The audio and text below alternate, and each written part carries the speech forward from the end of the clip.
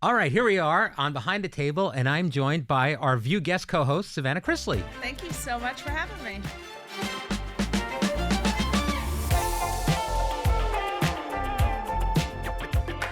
So this is, for people who don't know, we've known you from your reality show and your family.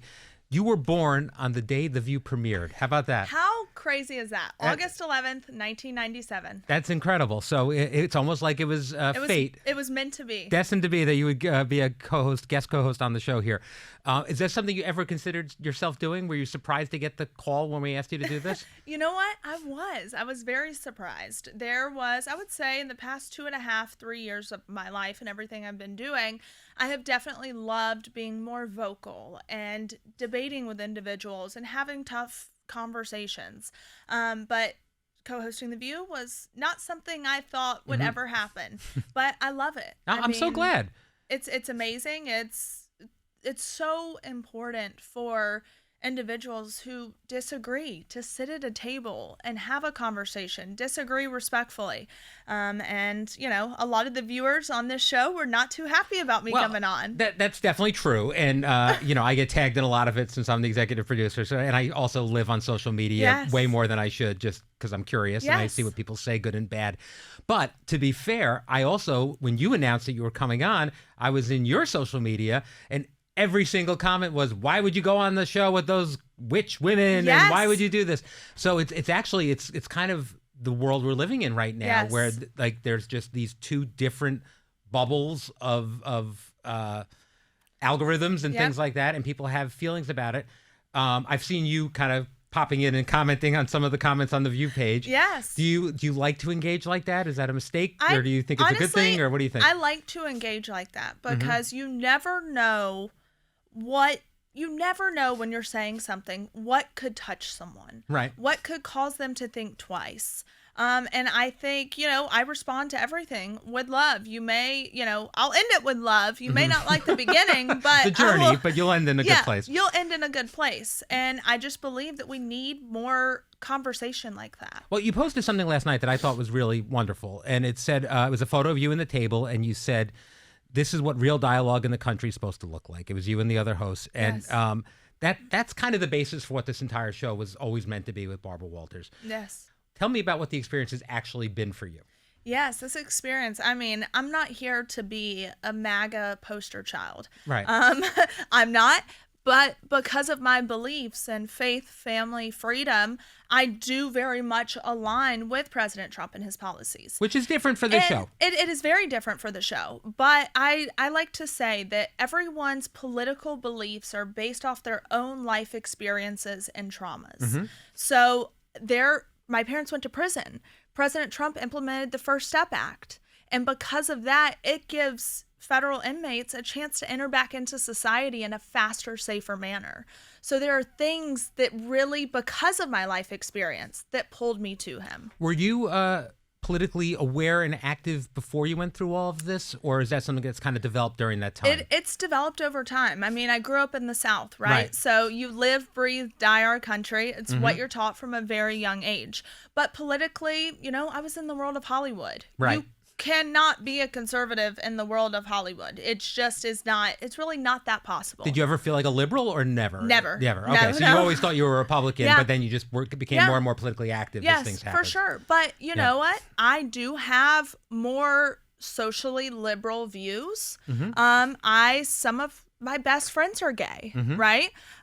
So it's definitely people look at me and they're like, oh, you're this diehard MAGA. And I'm like, no, I'm not. Like, there are certain things that I agree with the left on. I mean, I had Governor Phil Murphy on my podcast for an hour, and we had hard-hitting conversation filled with love and respect and understanding. Well, it's interesting because, you know, Sonny, who's extraordinarily liberal in many ways, is also socially conservative in a lot of different ways and traditional in a lot of different ways. So I think that's an important thing for people to realize is that no one's cookie cutter in their beliefs. And we have 37 minutes here. Yeah, well, that's the other thing. You have 37 minutes and you are trying to answer questions in a short time frame. It's so hard to truly understand who someone is. And just the experience on the show as a whole, you know. I came into this with some ideas of what was going to happen. I thought Whoopi and Joy were going to be a pain in my ass and just these mean women. And I was wrong. Oh, and that's great to hear. Yes, I was wrong. And I went into this, and it goes to show, stop judging. Right? Well, I think that's it. I mean, again, I'm sure, you're busy and doing things. I'm sure you're not watching The View every day. I'm sure most of what you see from The View I will say, from... I have not watched The View. Yeah. I have not watched The View. I think I was a kid and my mom would watch it. You were a guest on The View. Yes, I was a guest on The View, and my mom would watch it sometimes because it hasn't always been so left-leaning. Well, so it's interesting because I do hear that a lot, and there's always been strong voices in both versions of it. I mean, you go back to when you were very young and Elizabeth Hasselbeck and Rosie O'Donnell yelling at each other on a split screen. Oh, that's what I remember. Yeah, so that's what I remember. That definitely existed.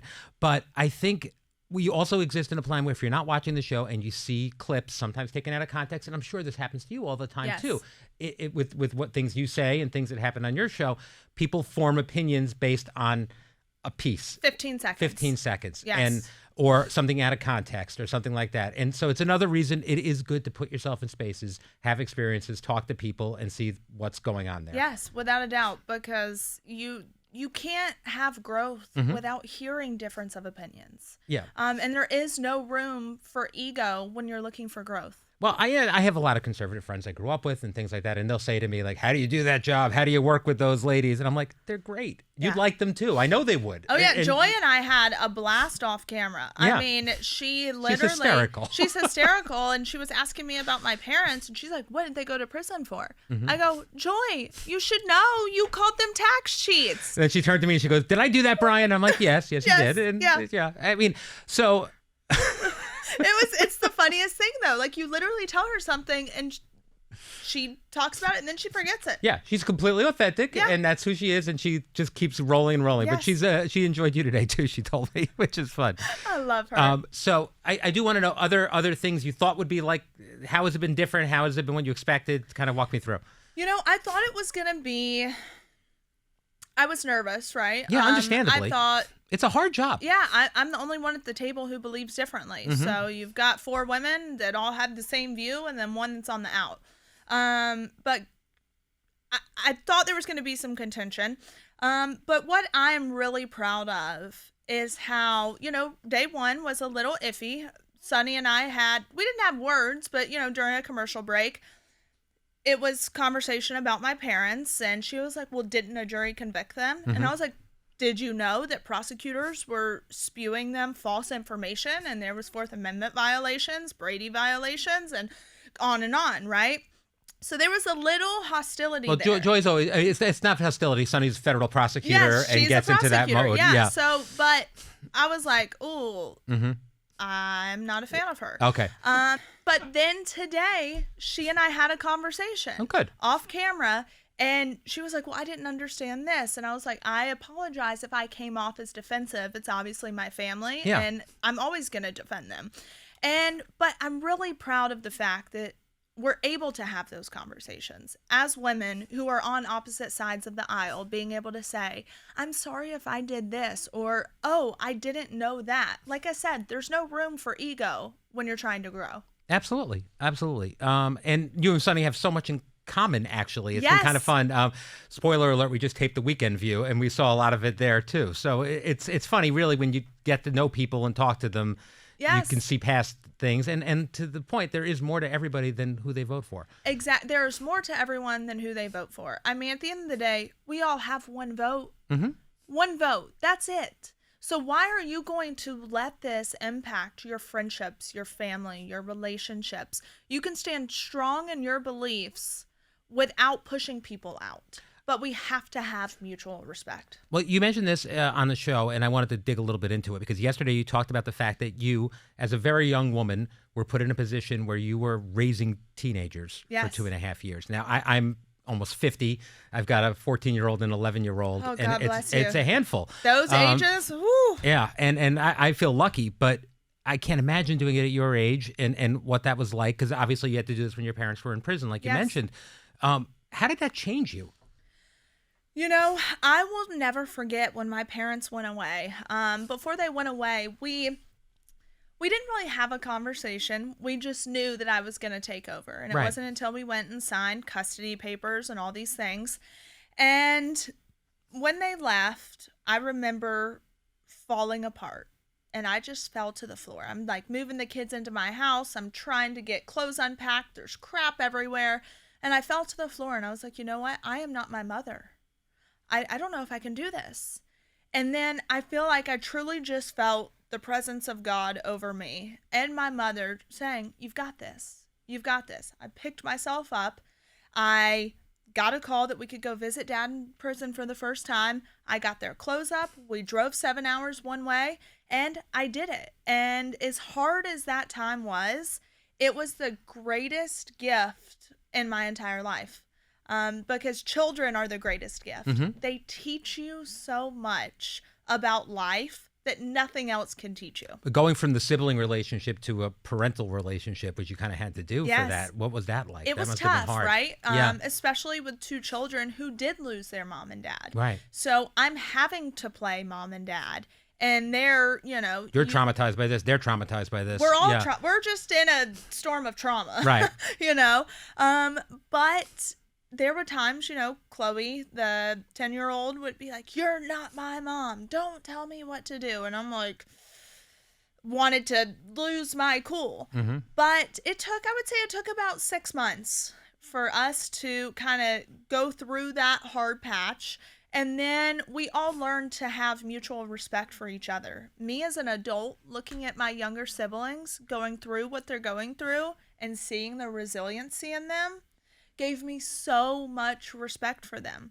And I think we don't hear that often from parents saying, I have so much respect for my child, right? Right. Like, because children are just supposed to be children. No, of course. But I have so much respect for Chloe and Grayson and how they handled things. And what's so amazing is they look at me and they have so much respect. Well, your whole family, I mean, you've done a lot for your family, yes, obviously. Sir. In addition to raising them, you got your parents out of prison. Yes. So for people who don't know, they were pardoned by President Trump. You petitioned to make this happen and worked very hard at it. That came with backlash to a certain extent as well. And suddenly you're now in the forefront of politics in a way. You spoke at the Republican National Convention. I mean, this was a big spotlight. Yeah. I'm sure there's nothing you wouldn't have done to get your parents out of prison. But was there a backlash? How do you respond to people that criticize you for this? Yes, I think, you know what? The president has full authority to pardon individuals. Biden pardoned his son on his way out. So for me, I am grateful for the pardons. It gave us our lives back about 7-8 years before we ever would have. Right. So my parents got to come home. They got to with my little brother to move into his first apartment in college. They got to do so many things they would have missed out on. I understand that there's backlash from it, but there's backlash, I believe, because the media loves to report false things. There was a podcast that came out that said I paid $1 million for a pardon. That is 110% false. Even the women on this show said, well, if you're rich and famous and you can buy one, then, I guess you get out of prison, something to that extent. And that is so far from the truth. I had the numbers pulled and I donated, I think it was a whopping $405 to the campaign because I bought merch. Mm-hmm. That's the only time I have ever given money to the president's campaign, to anything associated with him. What was the process of it? Was it you petitioning him directly? Was it you speaking with the president, or was it something more? So it took a long time. Yeah. I really didn't start going the pardon route until we had our appellate hearing. Mm-hmm. And the 11th Circuit ruled they couldn't find the evidence used to convict my mother, so she must be resentenced.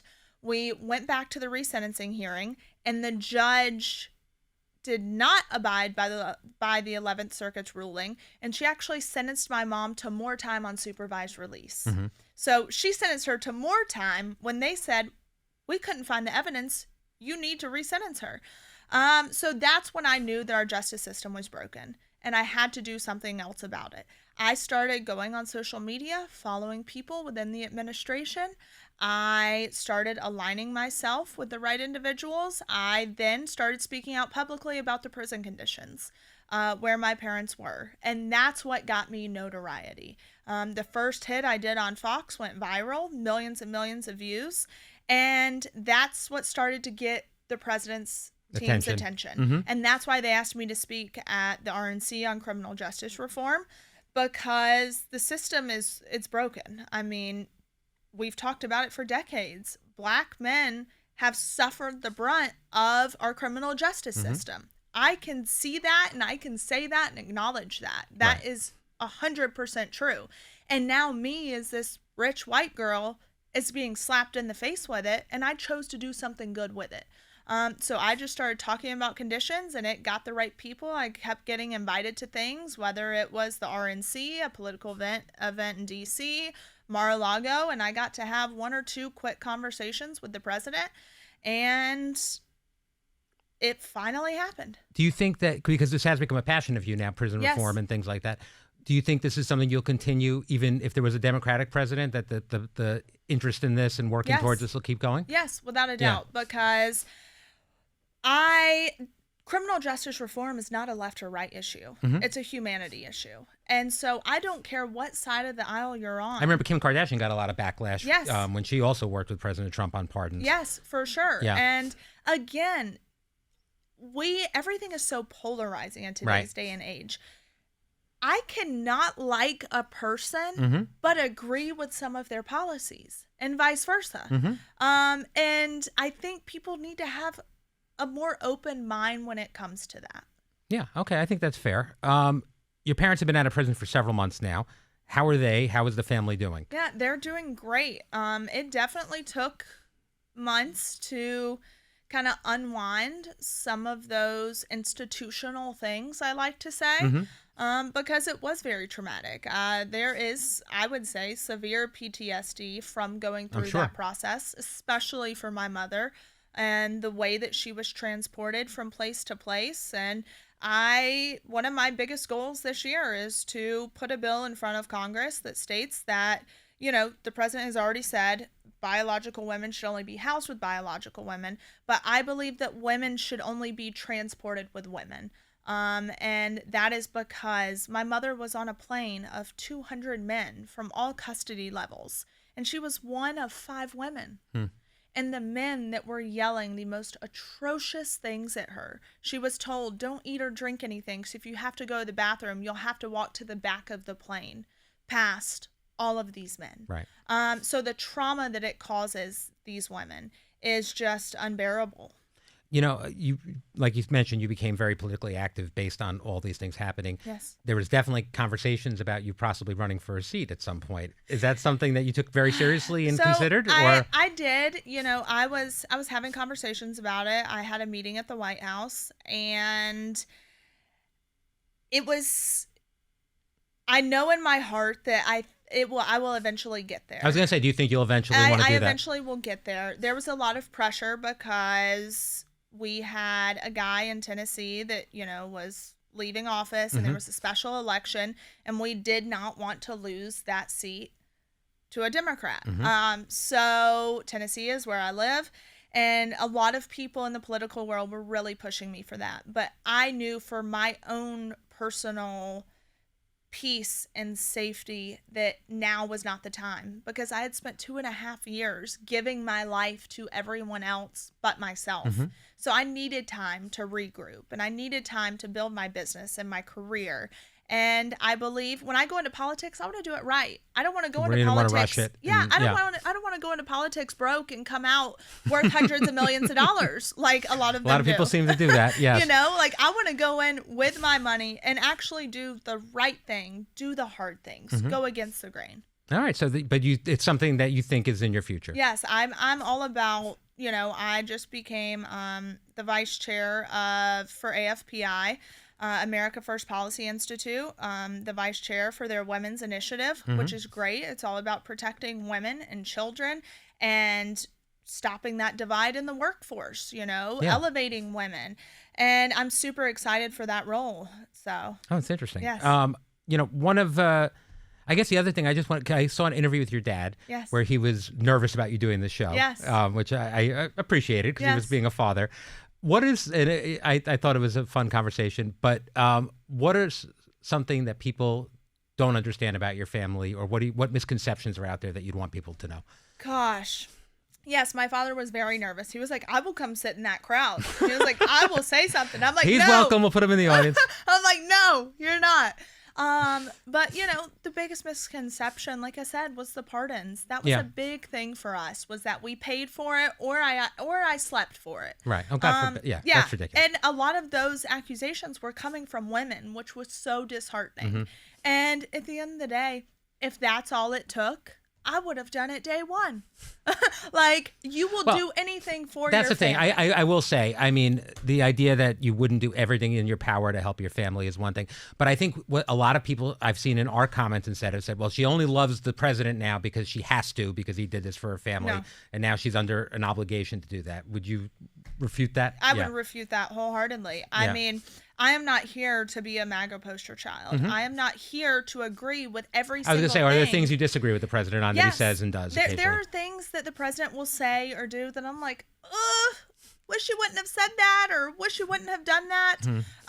But when it comes to protecting our children and our economy, I mean, our economy is booming. The Dow hit 50,000 for the first time. Like, I've seen the memes. Yeah, like there are things that he's not a career politician, right? Well, like, at this point he's getting there, but so of course there's things I disagree with. I'm not going to sit here and ride his coattail, all the way through the White House, but I respect him and I respect what he's done for our country and for women and children, and that's my view. But I can respect someone else's. It's different. Well, I appreciate you sitting with us this week, and I think you've done a great job. And and I will be monitoring your future political career for certain.